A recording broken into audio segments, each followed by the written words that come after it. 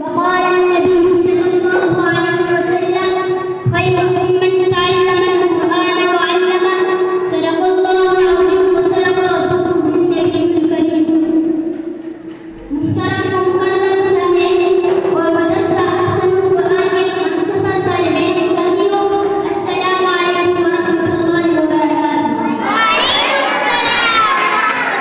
आज मैं आप हज़रात के सामने इस मौजू को लेकर हाजिर खिदमत हुआ हूँ वो है आज़मत कुरान। जरा खालिस